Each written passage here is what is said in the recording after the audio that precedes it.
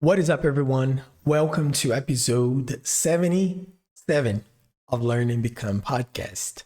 This is our weekly episode where we hope to share with you useful insights and we hope to create a material that will be useful and interesting for you to listen to practice your listening skill, and more importantly, to get information that will help you to be a better person.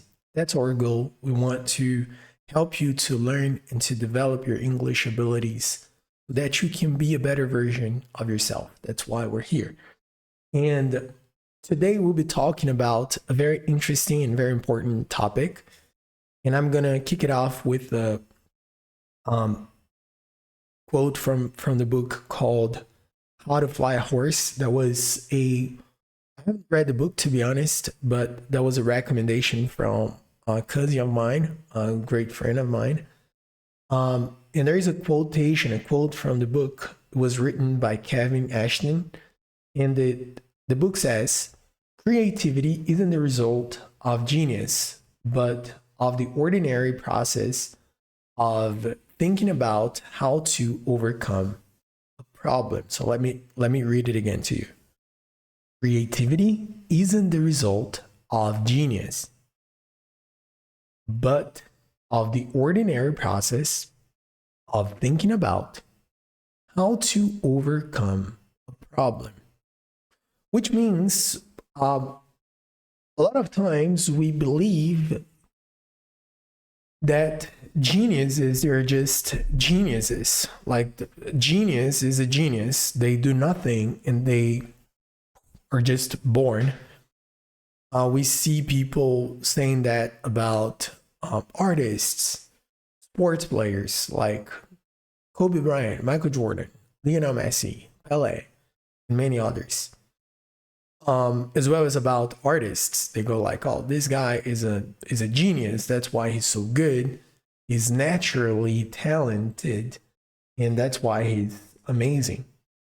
But what this sentence says, this saying by the book says, is that creativity isn't, and we could replace the word creativity with anything, like any ability isn't necessarily the result of genius, but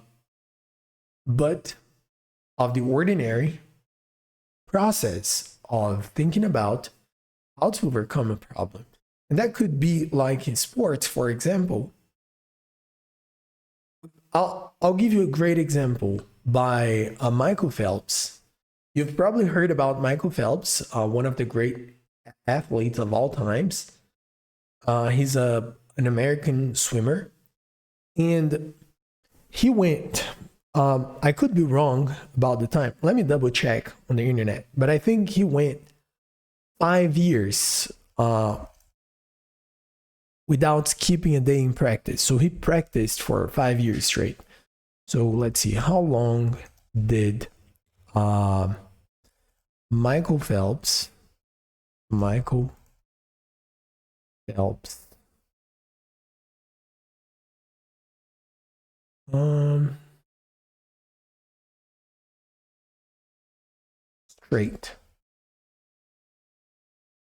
straight. Yeah, so that's right. That was 5 years. And the information is by Sportkeeda, Keeda. And think about it. 5 years. 5 years, he went to 2 Olympics in 5 years. He is to this day the biggest medalist ever. And we might think, oh, but Michael Phelps is Michael Phelps. And my question to you is Michael Phelps, or do we know who's Michael Phelps because of the work he put in? Like, is he Michael Phelps because he is Michael Phelps, or he became Michael Phelps because of his dedication, hard work, 5 years straight training with no breaks? So in the same way that Kevin Ashton said, creativity isn't the result of genius. I'll suggest that Michael Phelps isn't the result of genius, or Lionel Messi isn't the result of genius, or Albert Einstein isn't the result of genius. But all of those guys I mentioned, they are amazing. Indeed, they're great. But they put in the work. I'm not saying they haven't done anything. I mean, I'm not saying they're not talented. They don't have the skill. They do have the skill, but they put in the work. They have the two sides of the coin. They have the talent, they have the skill, and they are dedicated. And I like to talk about it because I've heard a lot of people saying, "Oh, I'm not talented to speak English. I'm not talented to learn a new language. I'm not good enough to learn how to speak English." But my point is, does it require genius to speak languages? Does it require talent to speak another language? And I can tell you for sure, I can guarantee that the answer to this question is no. Because I myself learned how to speak English, and I know I'm not a genius. And that wasn't the result of genius. Speaking English isn't the result of genius. It's the result of ordinary people, which means common people, everyday people, thinking about how to overcome a problem. We could change that to ordinary people, ordinary process of trying to communicate in another language, which is overcoming the problem. What's the problem? The problem is I can't communicate in another language. And how do you overcome the problem?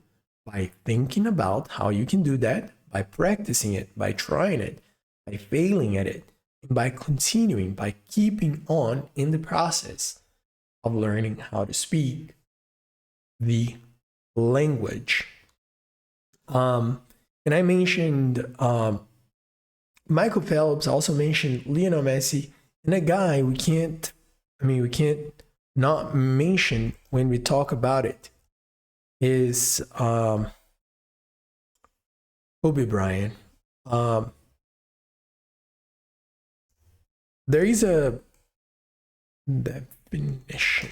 Kobe Bryant had a thing called the Mamba mentality. Mamba mentality is what he defined as the mentality he had to do the work nobody else did, pretty much. And here is a thing about it. It says, Mamba mentality is more of an approach than anything else. It's about attacking what's in front of you with passion and purpose without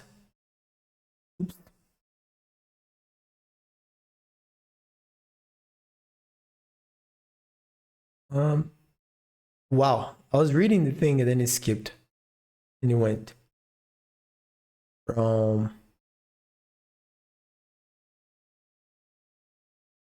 give me 1 second. I lost it. Lost the thing. Okay, give me 1 second, drive.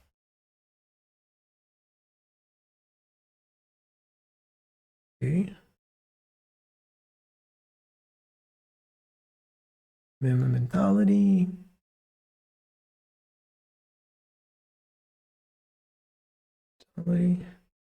Maybe this one. So Kobe Bryant said, to sum up what Mamba mentality is, it means to be able to constantly try to be the best version of yourself, added Bryant. that is what the mentality is. It's a constant quest to try to be better today than you were yesterday. And he says, member mentality is all about focusing on the process and trusting in the hard work when it matters most. He said, it's the ultimate mantra for the competitive spirit. It started just as a hashtag that came to me one day, and it's grown into something athletes and even non-athletes embrace as a mindset. Hard work outweighs talent every time. So that's what he says. Like, if you work hard, it will outweigh, it will go beyond talent every time. So the point I want to bring, connecting Kobe Bryant, Michael Phelps, we can even talk about Cristiano Ronaldo, Lionel Messi, is that those guys weren't born like this. They were made. They became, they were not. Like they weren't born like, okay, like I'll do nothing and then eventually I'll be the man. No, that's not how it is. And even if we think about modern players like LeBron James, for example, LeBron, he's been a promise for the game since he was very young, and he managed somehow to continue working hard like his entire life till he's become who we know he is, Kobe Bryant. I mean, LeBron James. He's like so good, but he's been good, but he's got better. He's got the talent, but he also put in the work. So the idea of genius, those guys are not genius. They're dedicated. Just like we don't have to be geniuses to achieve what we want. You don't have to be born ready to do what you feel like doing. You have to put in the work. You have to dedicate. You have to believe dedication will create results. You have to trust in the process. It's one thing Kobe Bryant said in the sentences I just read. You have to believe that working will lead to result. You have to believe that practicing a little bit every day will make you better. You have to believe that if you read one page a day, your English will get better. That if you watch 15 minutes a day, you'll get better. That if you do a little bit a day, you will be better. And that's how it works.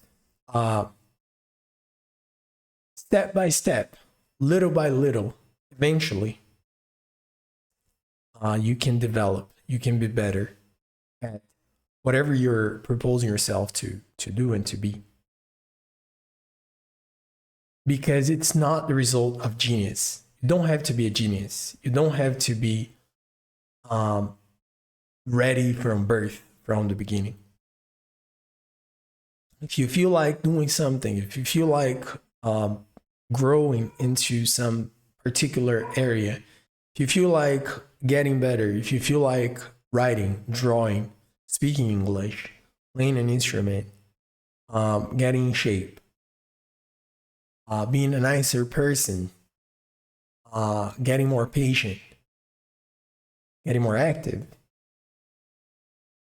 whatever you feel like doing, it's very likely that you could do it, as long as you don't expect that to be the result of genius. Because most of the time it won't be the result of genius to do a thing that requires work. And also even creativity that we haven't spent a whole lot talking about it, like the artists, musicians, painters, so on. Those guys, a good example is the Beatles. We all know the Beatles, or most of us know them, and we don't know that they were very. I like the word a guy used to define them. They said the Beatles were prolific, which means they put in a lot of work. They had a lot of trials and errors, a lot of volume of practice. And I mean, every now and then they would release a song that are like world known hits. But according to what I heard, they used to write a new song every 12 days. So think about it, every 12 days a new song. If you do something every 12 days like writing a song, of course you'll be very good. Of course, eventually you will become good at doing that. And even if you don't get it right all the time, eventually you get it right. And that's what they did. So they're also not the result of genius. That was the process. That was the result of ordinary people trying to make music. So they made lots of world-known songs. And to wrap it up, when we think about that, obviously we'll think about failure, because it's impossible for us not to have failures when we are trying, which is the word used right there. Trying. You're trying to do something. There is a saying here by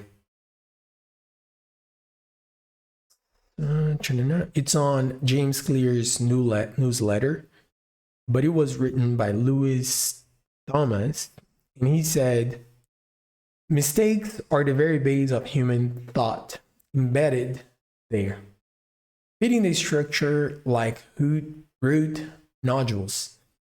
If we're not provided with the knack of being wrong, we could never get anything useful right or done. We think or way along by choosing between right and wrong alternatives, and the wrong choices have to be made as frequently as the right ones. We get along in life this way. We're built to make mistakes, coded for errors. We learn, as we say. That's the part I want to focus on. We learn, as we say, by trial and error. Why do we always say that? Why not trial in rightness or trial in triumph?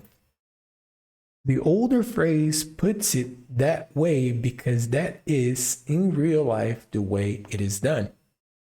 So when we try and we have trial and error, eventually we learn. We learn by trial and error. We don't learn by trial and rightness. When we try and we fail, a lot of the times, those are lessons we learn in life. Not all of them are easy to see at the moment as we're going through it, but most of them are lessons we're learning in life. And I want to encourage you, if you are learning something, I mean, we're all learning something at all times. So whatever you're learning, I want to encourage you to be brave, to try more, to take in mistakes as part of life, trial and error. You don't need to have trial and right. I mean, if you try, eventually you get it right. And when you get it right, it wouldn't be a trial because you got it right, right? But most of the time, we'll have trial and error. And I want to encourage you to be brave, to try, to step up, move on, to practice, trust in the process, work hard, dedicate, and things don't happen like out of nowhere. But if you do what needs to be done, eventually you can see results from that. That's why creativity isn't the result of genius, but of the ordinary process of thinking about how to overcome a problem, as Kevin Ashton said on the book How to Fly a Horse. So I want to encourage you once and again to work hard, to dedicate. And if you're learning English, try to find somebody to speak English with. Be open to commit mistakes, fail, try. Because that's the way to move forward. That's the way to improve your English, to get better. Thank you very much for listening. I hope to see you in the next one. If you have any questions, we are available. Take care.